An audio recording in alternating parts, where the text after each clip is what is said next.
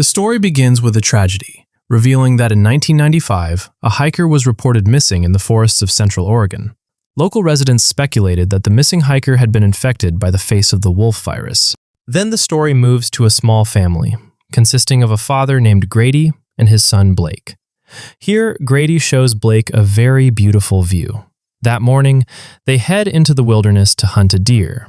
While walking along the river, Blake wants to touch a mushroom, but Grady forbids him because it is poisonous. At this moment, Grady reminds Blake to always be careful in this forest, as many people have gone missing and died. However, Grady realizes that Blake is not really paying attention to his instructions. Not long after, a deer passes in front of them. As Grady takes aim, the deer manages to escape. Grady realizes that Blake is no longer beside him, and apparently, he is chasing the deer. When Blake begins to aim, he accidentally catches sight of a terrifying creature.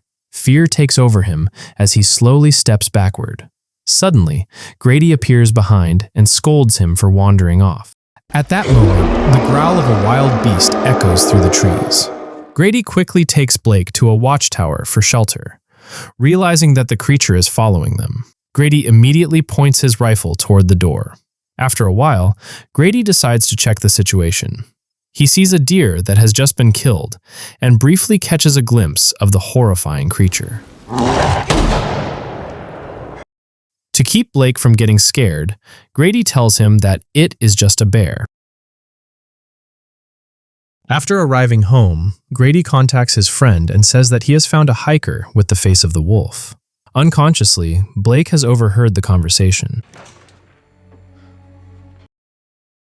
The story moves 30 years later, where Blake has now become a father with a daughter named Ginger and a wife named Charlotte. They are now living in San Francisco, but Blake often travels out of town and hasn't seen his father for a very long time. When Blake and Ginger arrive home, it is clear that the relationship between father and daughter is very close. Unlike Blake's relationship with his father during his childhood. Then, Charlotte arrives carrying a letter from the mail for Blake. It turns out the letter is about his father, who has passed away, along with documents for the land and the house property. The next day, Blake visits Charlotte at her workplace to discuss going to his father's house in the forests of Oregon. Besides that, he wants to take all of his father's belongings into a truck and asks to make it a summer vacation trip.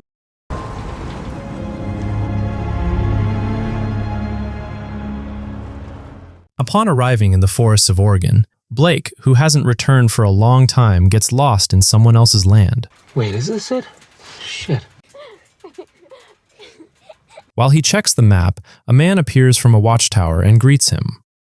It turns out the man is named Derek. He still remembers Grady and Blake because his father was Grady's friend. He even gladly offers to guide Blake to his father's house. I'll take you there. Get you settled in quicker.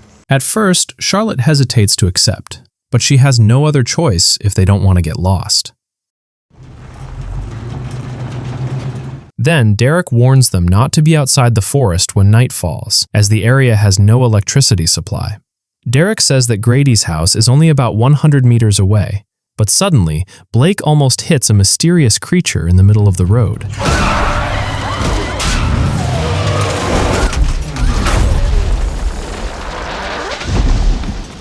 The accident causes their truck to roll down the hill and become trapped between several trees. In this situation, Derek jumps out of the truck, but he suffers serious injuries. Meanwhile, Blake helps Charlotte and Ginger get out of the truck. Not long after, the mysterious creature attacks Blake, clawing his arm and dragging Derek away to his death. After managing to get down, they keep running until they reach his father's house with the mysterious creature chasing them. Run, honey! Run!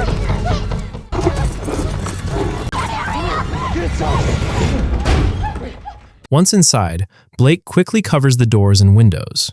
Because the house is very dark, Blake goes down to the basement to turn on the generator.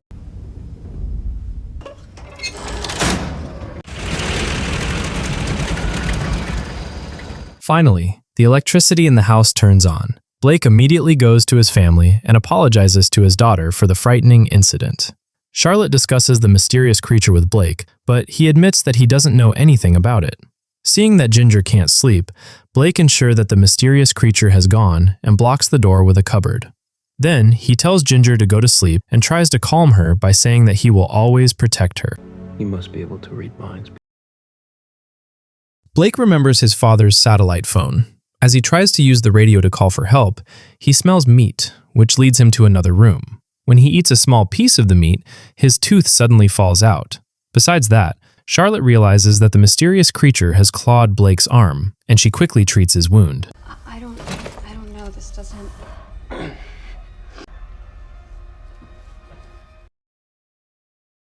Late at night, Blake begins to experience strange symptoms, such as excessive sweating and hearing small sounds like spiders crawling on the walls.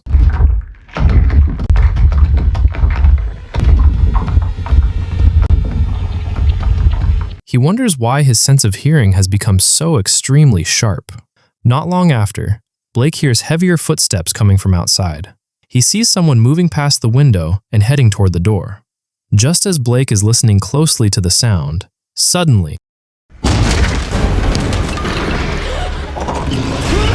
Charlotte quickly grabs a hammer and strikes the mysterious creature's arm, forcing it to release Blake's leg from its grip. However, Blake loses consciousness due to his injuries and exhaustion.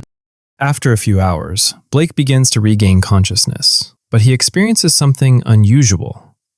His eyes seem able to see in the dark, even though the lighting inside the house is very minimal. Meanwhile, Charlotte is trying to call for help using the satellite phone. Hello? I think my husband was infected. Charlotte begins to suspect that Blake has been infected by the mysterious creature. When she turns around, she is shocked to see that Blake's face is starting to change. Then, Charlotte tells Blake to rest on the bed. Realizing that Blake can no longer speak, Charlotte brings him stationery to write so he can express what he wants to say. However, Blake feels as if he is dying. Charlotte tries to communicate with him, but they are unable to understand each other. I love you so much. After noticing that Blake's arm is getting worse, Blake suddenly bites his own arm, which leaves Charlotte terrified.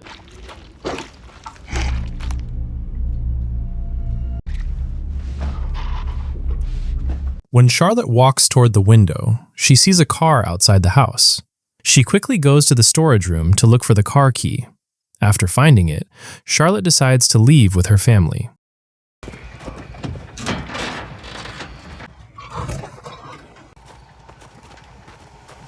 Seeing that Blake is no longer able to help, Charlotte is forced to try starting the old car by herself.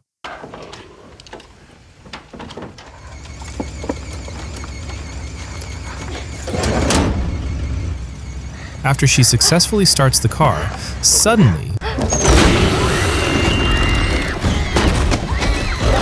the family is forced to run outside to save themselves.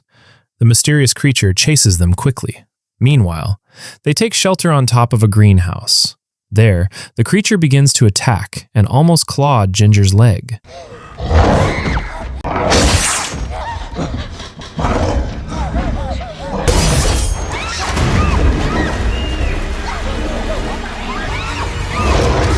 Realizing that they are cornered, Blake tries to distract the creature so his family can escape back to the house.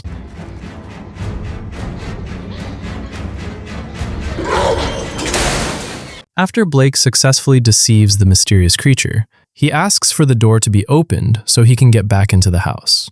At this point, his condition is getting worse. Most of his hair is falling out, his teeth are turning into fangs, and his night vision is becoming sharper. I love you so much. As the virus begins to infect his entire body, Blake nearly harms his wife and child. To prevent himself from hurting them, he chooses to leave. Unfortunately, the mysterious creature manages to break into the house.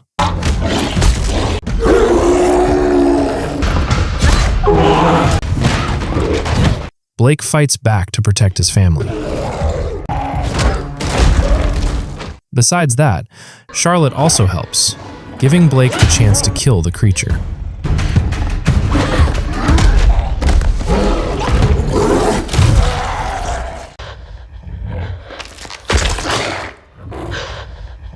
When Blake looks more closely, he discovers a tattoo that reads Lovell, realizing that the creature is actually his father, Grady Lovell. Finally, it is revealed that Grady had been infected by the Face of the Wolf virus. Then, Blake decides to stay away from his wife and child, so he won't become a threat to them. However, just a few steps away from the house, Blake begins to fully transform into a wolf man and loses consciousness. Charlotte and Ginger find themselves in danger again because now Blake is the one who will be hunting them. After that, Blake returns and stands outside the house, staring at Charlotte through the window. Seeing this, Charlotte takes Ginger to another room and grabs a knife. But suddenly, Blake is already behind Ginger.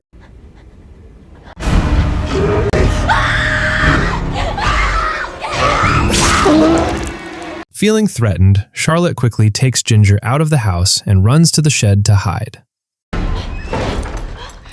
To ensure their safety, Charlotte sets up foothold traps. However, Blake easily finds them through his enhanced vision in the darkness.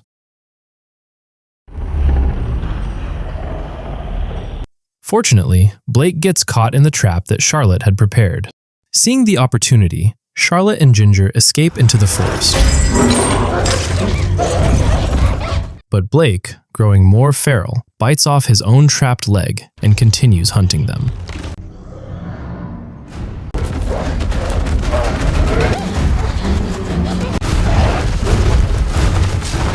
Meanwhile, Charlotte and Ginger reach the crash site and pick up Derek's fallen rifle.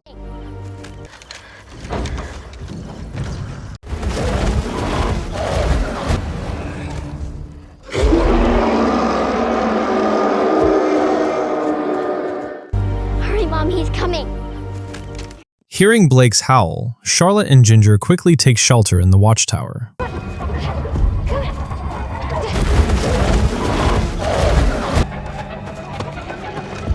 However, Blake manages to find their hiding place and climbs up toward them.